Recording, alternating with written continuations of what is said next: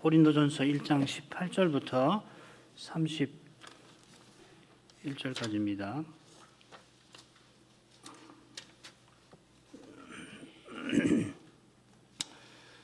십자가의 도가 멸망하는 자들에게는 미련한 것이요 구원을 얻는 우리에게는 하나님의 능력이라. 기록된 바 내가 지혜 있는 자들의 지혜를 멸하고 총명한 자들의 총명을 폐하리라 하였으니 지혜 있는 자가 어디 있느뇨? 선비가 어디 있느뇨? 이 세대의 변사가 어디 있느뇨? 하나님께서 이 세상의 지혜를 미련케 하신 것이 아니뇨?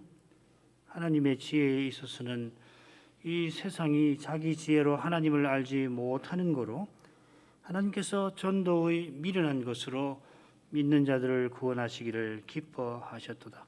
유대인들은 표적을 구하고 헬라인은 지혜를 찾으나 우리는 십자가에 못 박힌 그리스도를 전하니 유대인에게는 거리끼는 것이요 이방인에게는 미련한 것이로되 오직 부르심을 입은 자들에게는 유대인이나 헬라인이나 그리스도는 하나님의 능력이요 하나님의 지혜니라. 하나님의 미련한 것이 사람보다 지혜 있고 하나님의 약한 것이 사람보다 강하니라. 형제들아 너희를 부르심을 보라. 육체를 따라 지혜 있는 자가 많지 아니하며 능한 자가 많지 아니하며 문벌 좋은 자가 많지 아니하도다. 그러나 하나님께서 세상의 미련한 것들을 택하사 지혜 있는 자들을 부끄럽게 하려 하시고 세상의 약한 것들을 택하사 강한 것들을 부끄럽게 하려 하시며 하나님께서 세상의 천한 것들과 멸시받는 것들과 없는 것들을 택하사 있는 것들을 폐하려 하시나니 이는 아무 육체라도 하나님 앞에서 자랑하지 못하게 하려 하심이라. 너희는 하나님께로부터 나서 그리스도 예수 안에 있고 예수는 하나님께로서 나와서 우리에게 지혜와 의로움과 거룩함과 구속함이 되셨으니 기록된 바 자랑하는 자는 주 안에서 자랑하라 함과 같게 하려 함이니라. 바울 사도가 고린도전서 본론의 처음부터 이 고린도 교회의 분쟁을 다룹니다. 처음에 구체적으로 다루고 실은 뒤에 이어지는 그 문제들이 계속 이런 그 분쟁과 관련이 있다는 것을 확인하게 될 겁니다. 아마 교회 지도자들이 자기네 성신 은사를 자랑하면서 바울파, 아볼로파, 게바파로 서로 나뉘어 다투었던 것 같습니다. 거기 반발했었던 사람들은 나는 그리스도에게 속한 자라 한 듯합니다. 그들을 향하여 그리스도께서 어찌 나뉘었느냐요 하고서 세례와 십자가와 세례를 언급합니다. 아마 서로 다투던 이들은 세례를 통하여 자기 세력을 확장한 듯 합니다. 그처럼 그들은 부활을 오해하여서 십자가를 제대로 전하지 않은 듯 합니다. 그런 까닭에 사도는 그리스도께서 나를 보내심은 세례 주게 하려 하심이 아니요 복음을 전케 하려 하심이라 합니다. 이 첫째 부분인데요. 1장 11절부터 17절까지가 첫째 부분인데 그것과 짝을 이루는 2장 1절부터 5절에서 신이 밝히는 대로 사도가 고린도에서 십자가 복음을 힘써 가르쳤습니다. 사도가 힘써 전한 복음을 십자가의 도라 부르면서 이 교회의 분쟁을 계속 다룹니다. 줄거리를 한번 보겠습니다. 18절이 머릿말이 됩니다. 십자가의 도가 하나님의 능력이다는 거. 그 다음 19절부터 19절 20절은 하나님께서 세상 죄를 미련하게 하셨다 합니다. 그리고 21절부터 24절에서 이 전도에 관해서 하나님이 전도에 미련한 것으로 믿는 자를 구원하시기를 기뻐하신다 하는 거고 25절부터 29절까지가 다시금 하나님께서 세상 지혜를 미련케 하신다는 건데 세상의 미련한 자들을 불러서 그 지혜 있다는 자들을 부끄럽게 하신다 합니다. 그 다음에 31절의 맺은 말인데 그리스도께서 우리에게 지혜와 의로움과 거룩함과 구속함이 되셨다. 그래서 주 안에서 자랑하라 합니다. 사도가 이 단락한 가운데에서 이 전도를 강조합니다. 이것은 바로 앞서 그리스도께서 나를 보내어서 복음을 전케 하신 것이다 하는 말이나, 바로 다음에 자기가 2장 1절부터 5절에 보면 고린도에 가서 어떻게 복음을 전했는가 하는 것과 붙어 있죠. 그러니까 이 같은 주제를 다루고 있는 겁니다. 하나님께서 얼마나 능력이 많으신데도 전도의 미련한 것으로 구원하십니다. 그런 방식으로 하나님께서는 세상 지혜를 미련케 하시고 세상에서 미련한 자들을 택해서 지혜 있다는 자들을 부끄럽게 하십니다. 오직 하나님께서 그리스도로 말미암아 구원하십니다. 그 구원은 그리스도의 십자가에 있습니다. 그리고 이 십자가가 하나님의 지혜요 능력입니다. 이것이 이 부분의 주제들이 되겠습니다. 머리말로 가죠. 십자가의 도가 멸망하는 자들에게는 미련한 것이요 구원 얻는 우리에게는 하나님의 능력이라. 17절에서 사도가 말의 지혜로 복음을 전하지 않았다 했는데, 여기서는 그 복음을 아예 십자가의 도, 십자가의 말씀이라 부릅니다. 똑같은 말이에요. 말이나 이 도나 로고스라는 말입니다.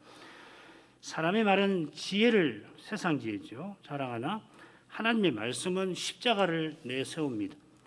그리스도를 전하면서 사람의 지혜를 자랑하면 십자가를 헛되게 합니다. 그리스도를 믿는다 말하면서 믿는 자기 믿음을 내세우면은 십자가를 헛되게 합니다. 그리스도를 참으로 믿는 사람은 범사에 그리스도를 의지합니다. 잘못할 때 물론이지요. 그러나 잘할 때도 똑같습니다. 어쩌면은 잘할 때 더 의지할지 모르죠. 그래야 더욱 주님의 능력을 맛보게 될 겁니다. 하나님 문제로 하나님 뜻을 행했더라도 우리의 순종에는 여전히 부족과 연약과 심지어 죄가 있는 것입니다. 그래서 또 회개하는 겁니다. 사도가 말의 지혜로 복음을 전하지 아니하는 이유를 여기 언급합니다. 18절 맨 앞에 보면은 이는 혹은 왜냐하면이라는 말이 사실은 있습니다. 복음 곧 십자가의 도가 멸망하는 자들에게는 미련한 것이고 구원은 우리에게는 하나님의 능력이라 그러하다 하는 것입니다. 비슷한 표현과 주제가 가운데 부분에 21절부터 24절에서 또 나오니까 거기서 자세히 살피기로 하고, 여기서는 사도가 지금 뭘 말하려고 이러는가 그 점을 살필 겁니다. 지금 십자가의 도를 전해야 할 고린도 교회의 지도자들이 사람의 지혜를 자랑하기 때문에 십자가를 헛되게 하는 중입니다. 사도가 그들을 향하여서 구원 얻는 우리라 말합니다마는 그들이 실은 멸망하는 자들처럼 행합니다. 3장에 가면은 너희가 육신에 속한 자라 그렇게 부르지요. 그들이 십자가의 도에서 참된 지혜를 얻어서 멸망하는 세상에서 그리스도처럼 기꺼이 미련한 자가 되어야 합니다. 교회가 세상처럼 행하면은 세상만큼 되는 게 아니라 더 못하게도 됩니다. 사무엘 시대에 이스라엘이 우리도 열방처럼 왕이 있어야 되겠습니다 했다가 결국 그들의 왕 사울이 열방의 왕보다도 못하게 되었고 이스라엘은 열방의 세상에 패하고 맙니다. 자기 십자가를 지고 그리스도를 좇아야 우리에게서 하나님의 참된 능력이 드러납니다. 19절 20절 기록된 바 내가 지혜 있는 자들의 지혜를 멸하고 총명한 자들의 총명을 패하리라 하였으니 지혜 있는 자가 어디 있느냐, 선비가 어디 있느냐, 이 세대의 변사가 어디 있느냐, 하나님께서 이 세상 지혜를 미련케 하신 것이 아니뇨. 사도가 하나님 말씀을 인용하여서 십자가의 도가 멸망하는 자에게는 미련한 것이지만은 우리에게는 원하는 우리에게는 하나님의 능력인 이유를 여기 대고 있습니다. 그 이유를 사람의 생각이나 경험에서 찾지 않고 들지 않고 하나님 말씀에서 찾는 것입니다. 십자가의 도가 하나님의 말씀인데 십자가 지신 그리스도가 하나님의 그 계시, 말씀 하나님이신데 앞선 말씀을 들어서 십자가의 도가 하나님의 능력임을 전합니다.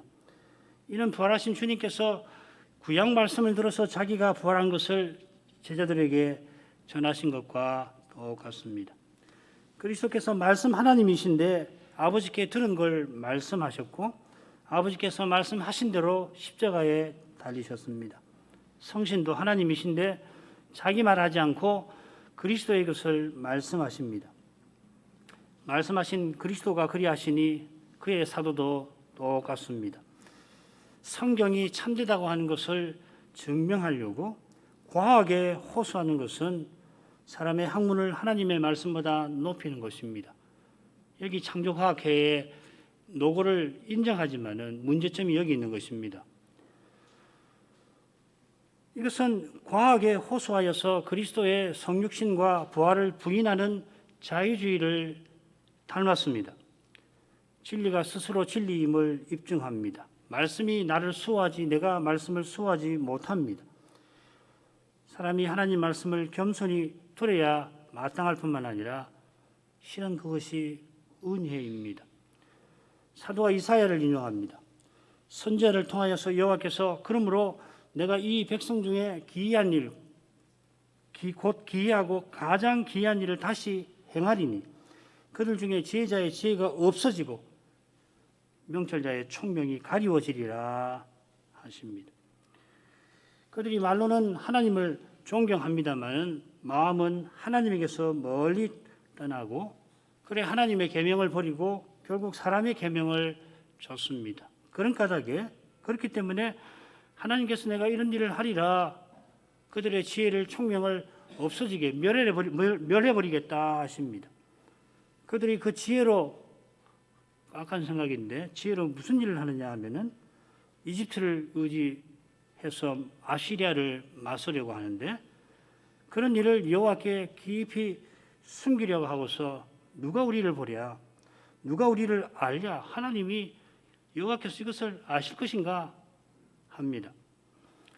그들이 자기네가 여호와 없이 있으려 하고 그리고 하나님께 총명이 없다 하나님 모르신다 합니다. 기껏 하는 것이 힘 있는 이집트를 의지하면서 말은 이렇게 거창하게 합니다.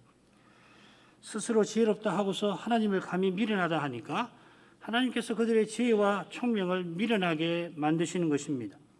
여호와 없이 실은 힘센 나라를 의지하여 살려고 하니까 힘센 나라에 망하게 만드십니다. 선지자의 말씀대로 이스라엘이 망하였으니 고린도 교회가 스스로 지혜롭게 한다면은 실로 두려운데 틀림없이 떨어집니다.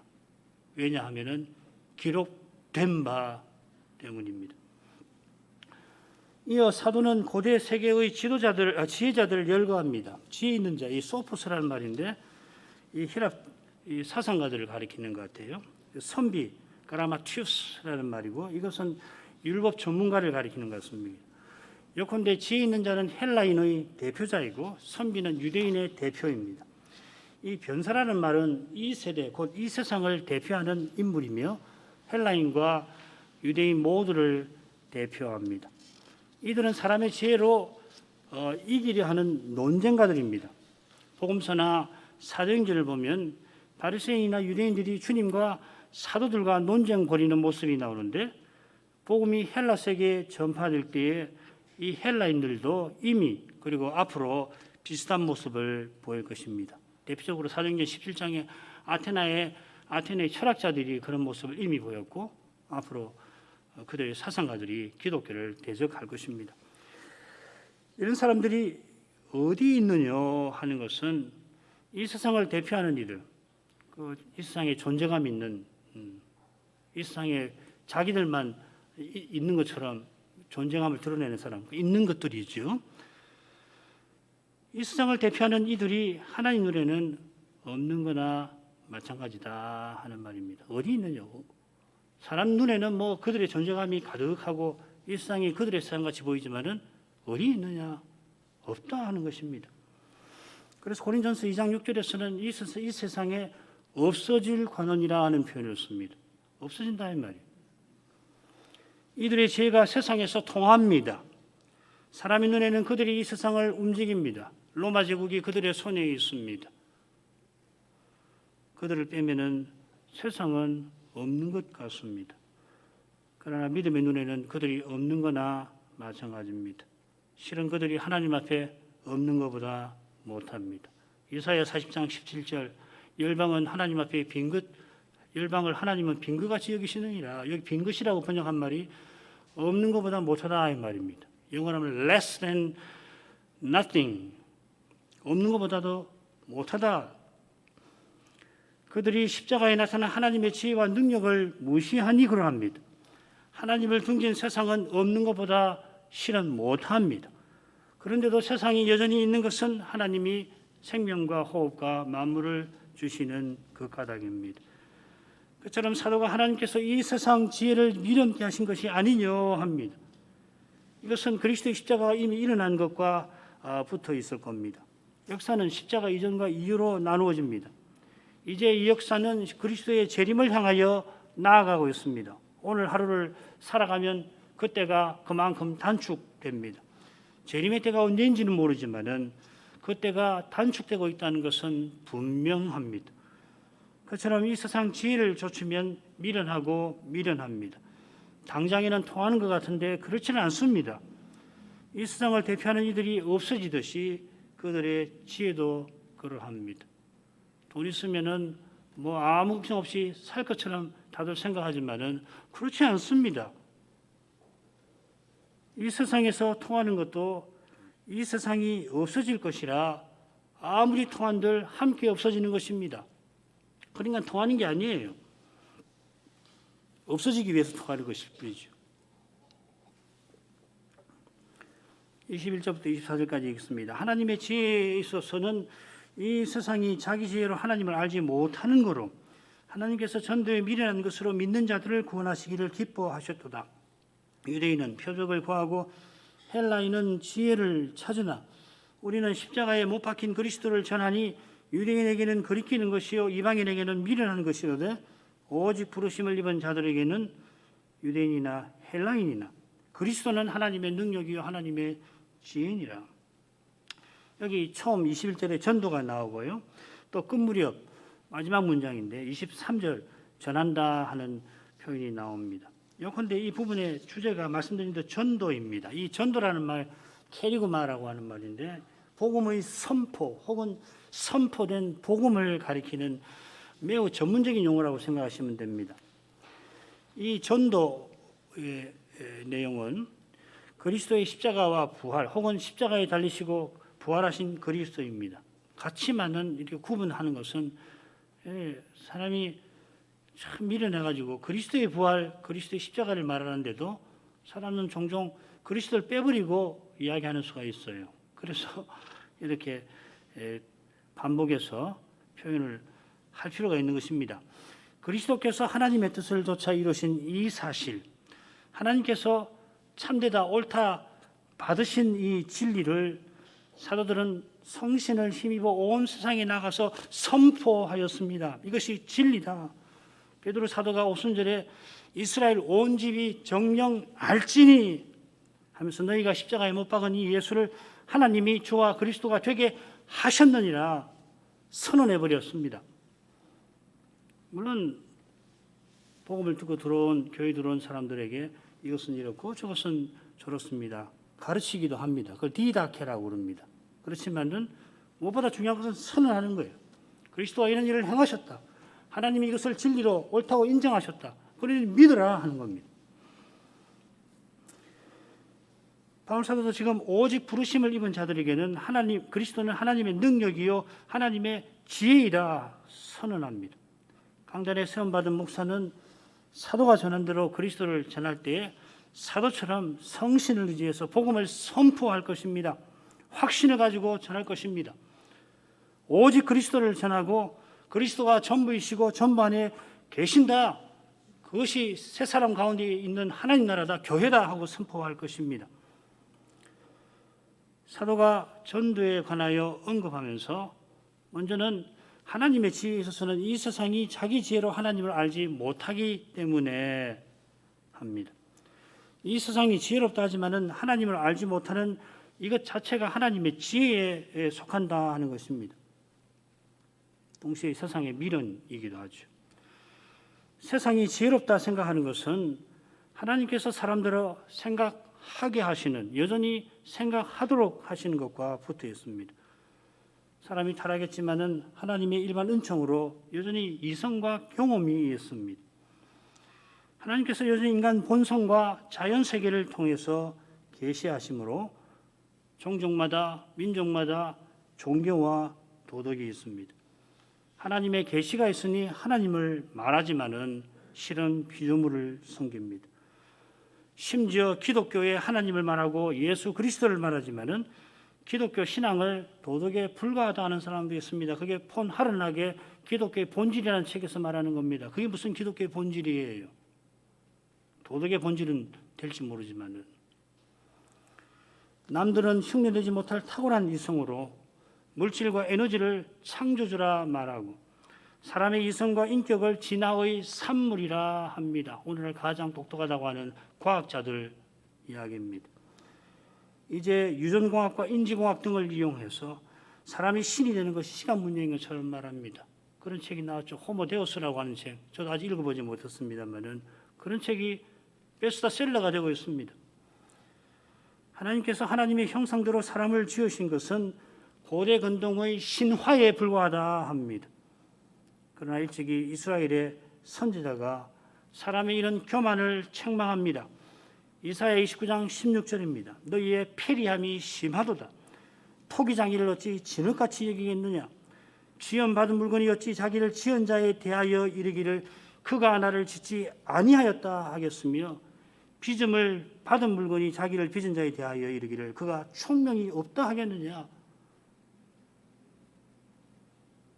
2700년 전에 이스라엘의 한 선지자가 이런 말씀을 자기 백성에게 했는데 오늘날 이 말씀을 겸손히 들어야 할 사람이 얼마나 많은지 모르겠습니다. 하나님의 지혜가 사람의 생각보다 얼마나 높은가. 하늘이 땅보다 높음 같습니다. 실은 더합니다. 세상이 자기 지혜로 하나님을 알지 못하게 하신 것처럼 전도에 미련한 것으로 구원하기를 기뻐하십니다. 스스로 지혜롭다 하는 이들은 사도가 전하는 복음을 미련하게 여깁니다. 믿지 아니하는 세상에서만 그런 게 아니라 언약의 나라에서도 선비 곧 바리새인들에게는 하나님께서 그리스도와 하나님 나라를 알리지 아니하십니다. 그들이 미련하다 유치하다 한 백성들에게 알리십니다. 그들이 세례요한을 존중한다고 하지만은 세례요한의 말을 들은 사람은 창기와 세리아니냐. 예수님께서 마지막 중간에 그런 말씀도 하시죠. 마태복음 11장 25절인데요. 거기 아버지의 뜻이니이다 이렇게 된 것은 아버지의 뜻이니입니다. 아버지께 지혜롭고 슬기 있는 자들에게 알리지 아니하시고 이것을 어린아이들에게 알리셨습니다. 이것이 아버지의 뜻입니다. 이 뜻이라고 했는데 이 고린도전서 1장 21절에 기뻐하셨도다 같은 말입니다. 하나는 명사와 하나는 동사입니다. 그들에게 알리신다는 것은 그들들어 믿게 하신다는 뜻입니다. 율법을 가졌다고 자랑하고 율법 지키는 자기를 내세우는 바리새인들은 율법에서 자기 죄를 보지 못하니 율법이 가리키는 그리스도와 하나님 나라를 깨달을 수가 없습니다. 세리처럼 자기 죄를 깨닫고 나 같은 사람 하나님 가까이 나갈 수가 없다 그렇게 생각하고 그저 고개를 들지 못하고 하나님의 자비를 구하는 그들이 의롭다 하심을 받아 그 나라에 들어갑니다. 사도는 이 세상을 유대인과 헬라인으로 제시합니다. 본래 유대인은 이 세상에서 부름받은 언약 백성입니다마는 이제 헬라인과 함께 세상을 이룹니다. 헬라인은 오늘날 말하는 그 철학을 시작한 창시한 사람들입니다. 그들이 말한 철학은 지혜를 사랑함이라는 뜻입니다.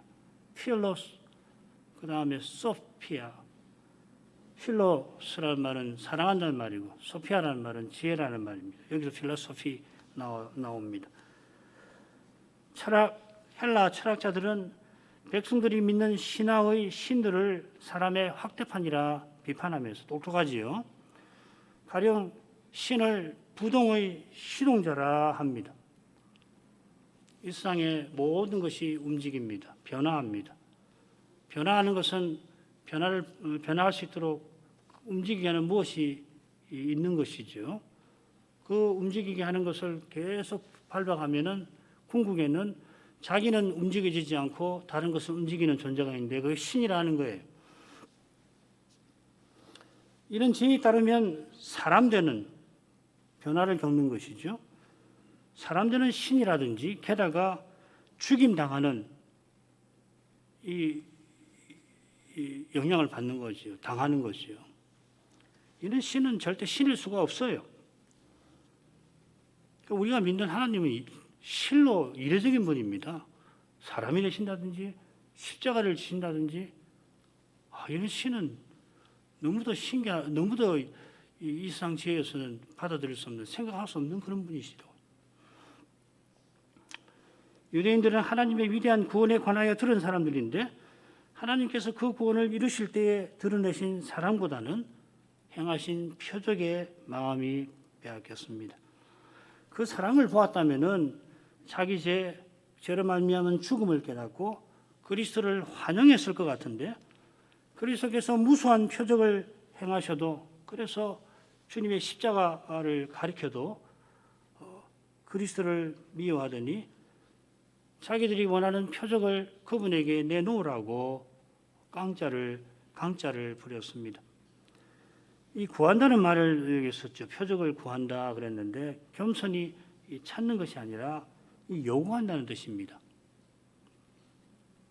자기네가 선민이니 권리가 있다는 겁니다. 당신이 그리스도면 내놓으시오. 우리에게 승인을 받으시오. 우리가 원하는 메시아가 되시오. 이 말이죠. 그처럼 헬라인도 지혜를 겸손히 구하는 것이 아니라 여기 추구한다는 말인데 사람의 힘으로 얻고자 합니다. 자기네와 다른 민족은 야만입니다. 아마 바울파, 아볼로파며 다투는 사람들은 사도가 지금 무슨 말을 하는지 알아챘을 것 같아요. 사도가 드는 유대인의 요구나 헬라인의 노력, 자랑이 자기들의 태도와 심정을 가리켰을 겁니다. 사도가 애둘러 꼬집는 거 아닙니다. 순수하게 복음을 전하면은 희한하게 죄가 드러나요. 그래서 복음인 거예요. 그러나 우리는 하면서 사도가 십자가에 못 박히신 그리스도를 전한다 합니다. 그러나 우리는 할 때 사도는 고린도의 지도자들을 물론 포함시킵니다. 그러나 우리는 하는 이 사도의 심정, 나아가 주님의 심정을 헤아리고서 그들은 자기를 높이고 자랑하는 데서 돌이켜야 합니다. 그래야 사도가 말하는 우리의 진정으로 속합니다. 주님께서 사도를 통하여 세우시는 새로운 사람에 참으로 속합니다. 이 놀라운 하나의 사람은 오직 십자가에 못 박히신 그리스도를 전하는 거기서 세워져 갑니다. 에베소서 2장 15절에 그 말이 나오는데 15, 16절을 읽겠습니다. 원수된 것, 곧 의문에 속한 계명의 율법을 자기 육체로 폐하셨으니 이는 이 둘로 자기 안에서 한 세 사람을 지어 화평하게 하시고 또 십자가로 이 둘을 한 몸으로 하나님과 화목하게 하려 하십니다. 원수된 것을 십자가로 소멸하시고 참된 화평, 평화, 평강은 그리스도의 십자가에 있습니다. 십자가 없이 부활만 전하면 승리주의로 흐르기가 쉽습니다. 루터가 비판하고 경계한 영광의 신학이 바로 그런 것입니다. 이는 하나님의 영광이 아닌 사람의 영광을 추구하는 신학인데 당시 로마 가톨릭 교회의 신학이 바로 이 신학이었습니다. 고난받기를 싫어하고 유럽 사회의 지도자, 통치자들이 되어서 사람의 영광을 추구하는 그런 신학이라는 겁니다. 부활하신 그리스도께서 지금 통치하신다. 이 교훈이 참으로 복음입니다마는 이 통치가 무엇보다 예수의 죽음을 자기 육체에 짊어지는 것으로 나타나는 것입니다. 이것을 놓치면 기독교가 승리주의가 되기 쉽습니다. 이겨야 하는 것이에요. 우리가 이루었다 자랑하기가 쉽습니다. 우리가 이루리라 하기 쉽습니다. 십자가의 복음은 죄와 죽음의 현실에서 주께서 이루시리라 합니다. 인생이 연약하니 주님을 오직 의지합니다. 그러나 표적 구하는 유대인에게 십자가가 거리끼는 것입니다. 이 스칸달론이란 말입니다. 이 표현이 마태복음 13장 53절부터 해가지고 18장까지에 자주 나오고 거기다가 주님의 십자가와 붙어 있습니다. 유대인의 지도자들이 주님을 배척하기 때문에 십자가에 내어주는데 그 십자가에 나가려고 주님께서 그들을 실족게 아니하려 하십니다. 이게 다 스칸달론이란 말입니다. 그처럼 주님께서 제자들의 바른 고백을 듣고 주님의 죽으심을 비로소 알려주시는데 베드로가 감히 주님을 넘어지게 하는 자 됩니다. 베드로가 사단아 내 뒤로 물러가라 하시는 주님의 책망을 듣고서도 여전히 다른 제자들과 함께 천국에서 누가 큰가 다투며 서로 실족해 합니다. 그런 그들이 십자가 지시는 주님을 부인하고 버립니다. 유대인의 지도자들은 주님을 미워하여 십자가에 넘깁니다. 그처럼 십자가 복음을 전하는 제자들을 미워하여 여전히 핍박합니다. 그들에게 나무에 달린 그리스도는 저주받은 죄인일 뿐입니다. 그런 죄인을 주와 구주라 전하는 사도의 전도에 그들은 실족합니다. 헬라인에게는 십자가가 잔인하고 역겹고 가정한 것입니다. 오늘은 불신자도 십자가 목걸이를 목에 겁니다마는 당시의 십자가는 그냥 말만 들으면 자기도 모르는 사이에 고개가 싹 돌아가게 만드는 그렇게 끔찍이 싫은 겁니다. 시민들이 나누는 점잖은 대화에서 십자가가 거론되면 안 됩니다. 그건 예의입니다. 십자가를 말하면 안 됩니다. 그처럼 십자가 처형은 로마 시민에게는 내리지 않고 반란자와 노예에게만 내립니다. 그런 십자가에 달린 예수를 주와 구주라 부르는 것을 들었을 때에 헬라의 사상가들은 미친 소리라 생각했을 것입니다. 특히 황제 숭배가 성행하던 때에 황제에게 쓰이던 주, 구주, 이 다 살바토르, 도미누스, 이 주, 구주라는 말을 황제에게 쓰던 말이거든요. 그런 표현을 십자가에 달린 사람에게 쓰는 것은 정신나간 소리였을 것입니다. 복음이 온 세상에 전파된 오늘은 십자가 지신 예수님의 희생을 여전히 좋다, 참 본받을 만한 것이라 생각하니까 다들 십자가의 목걸이도 거는 것입니다마는, 그러나 주님께서 십자가에서 우리의 죄책을 지셨다든지 십자가에 달리려고 하나님이 사람 되셨다고 하면은 거리끼는 것으로 여기고 미련하다 멸시하는 그런 신학자들이 적지 않습니다. 적도의 성자라 추앙받았던 알버트 슈바이처가 대표적인 분입니다. 사람입니다. 그런 예수님을 실패자로 그립니다. 그 유명한 예수의 역사적 예수 탐구라는 책에서 실패자로 그립니다. 또 정신병리학적인 연구로 예수님을 정신병리학적으로 문제 있는 인물, 제가 아주 점잖게 용어를 썼습니다마는 여러분이 생각해 보십시오. 어떻게 예수님을 표현했겠는가? 정신병리학적으로 문제 있는 사람이에요. 정신병원에 가서 정신과 의사 선생에게 약을 타 먹어야 할 사람이라는 이야기죠. 그렇게 규정을 하고서 다만 예수의 희생 정신은 본받아야겠다. 그러고서 놀랍지요. 그 학위가 여럿인데 다 저버리고 의학을 공부하고 아프리카에 가서 봉사활동을 했으니까 그 박애활동이야 아무나 할 수 있는 것은 아니지만은, 그러나 그것이 이런 참남한 생각 위에서 하는 거예요. 자기가 예수래요. 실패한 예수는 실패했지만 자기는 성공해 보려고 하는 것입니다. 많은 사람들이 예수님을 4대 성인으로 추앙해도 사도가 전한 대로 그리스도로 모시지는 않습니다. 예수님을 하나님의 아들 그리스도로 모시지 않으면은 그분을 멸시하는 것입니다. 오직 부르심을 입은 자들이 그리스도를 제대로 모십니다. 예수님을 주라고 부르는 이들이 제대로 모십니다. 우리가 주의 이름을 부르는 바로 거기에 하나님의 능력과 지혜가 나타납니다. 우리가 지금 하나님을 불러 가까이 하는 이것이 하나님의 능력이고 지혜입니다. 하나님이 그리스도를 통해서 아버지께 나아가는 새롭고 산 길을 여셨습니다. 이게 30절에 나오는 의로움과 거룩함과 붙어 있습니다. 하나님께서 그리스도 안에서 자녀로 삼아 하나님을 드러내게 하십니다. 이게 30절에서 말하는 구속함입니다. 이를 위하여 하나님이 사람 되셔서 십자가 지셨습니다. 죄 없는 예수를 십자가에 내어주는 거기서 인간의 온갖 죄가 다 드러났습니다마는 십자가에 달리신 주님께서 그 십자가에서 우리의 모든 죄책을 없이 하셨습니다. 만일 이 세상을 대표하는 관원들이 지혜를 알았더라면 영광의 주를 십자가에 못 박지 아니하였을 것입니다. 고린도전서 2장 8절에 나오죠. 마귀가 알았다면 그냥 있지는 않았을 것입니다. 베드로가 알았다면 주님을 부인하지 않았을 것입니다. 그러나 십자가는 아무도 알지 못하던 하나님의 비밀입니다. 사도는 부르심을 입은 자들을 말하면서 유대인이나 헬라인이나 합니다. 유대인이나 헬라인이나 스스로 십자가를 깨닫지 못하나 그런 그들을 하나님이 불러 자기 것 삼으시고 그리스도와 교제하게 하십니다. 우리 스스로는 함께 그리스도를 대적할 뿐이지만은 하나님께서 불러서 함께 그리스도를 모시게 합니다. 25절부터 29절까지 읽겠습니다. 하나님의 미련한 것이 사람보다 지혜 있고 하나님의 약한 것이 사람보다 강하니라. 형제들아 너희를 부르심을 보라. 육체를 따라 지혜 있는 자가 많지 아니하며 능한 자가 많지 아니하며 문벌 좋은 자가 많지 아니하도다.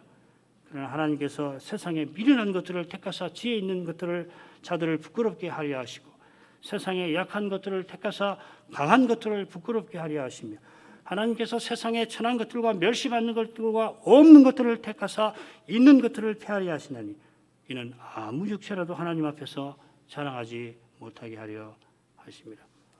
이 주제는 둘째 부분에서 살폈으니까 요점만 생각하고 마치려고 합니다. 다음 시간에 조금 더 생각하고 마지막 부분 2장 첫째 부분을 공부할 겁니다.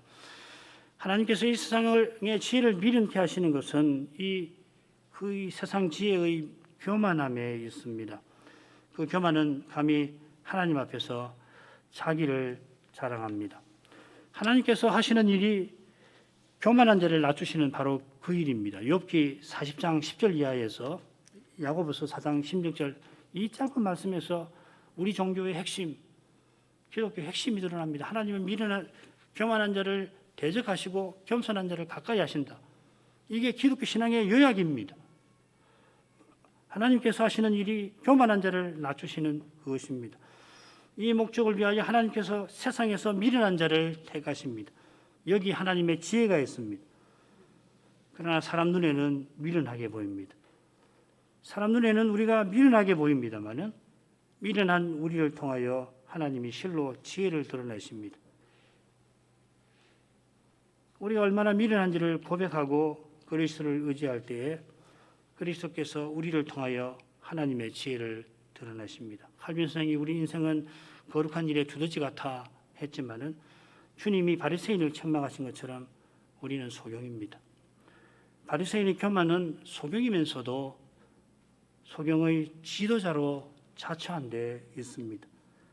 주님께서 너희 지도자는 하나님이 곧 그리스도라 하신 대로 주님께서 겸손한 교회와 신자를 통하여 자기 능력을 친히 드러내십니다. 나의 여러 약한 것들에 대하여 자랑하리니 이는 그리스도의 능력으로 내게 머물게 하려 함이라. 기도하겠습니다.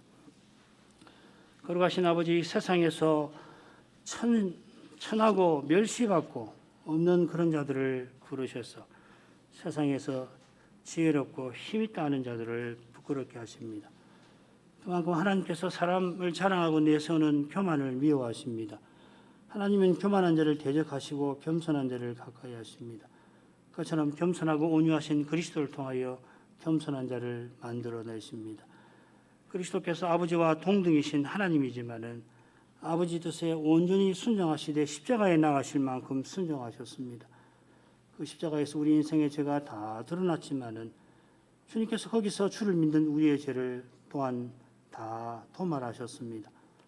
아무도 이 십자가를 제대로 알지 못하였습니다. 가장 가까이 있던 제자는 물론이고 그렇게 강교한 마귀도 알지 못하였습니다. 세상을 대표하는 관원도 이 지혜를 알지 못하였고 신자도 성신으로만 그리스도를 압니다. 그처럼 그리스도를 드러내는 길도 오직 은혜에 있습니다. 그 은혜가 천하고 없는 우리를 하나님 앞에 실로 귀하게 만듭니다. 주님의 십자가가 참된 차이를 만들어냅니다. 날마다 그리스도를 의지합니다. 더욱 의지합니다. 예수님 이름으로 기도합니다. 아멘.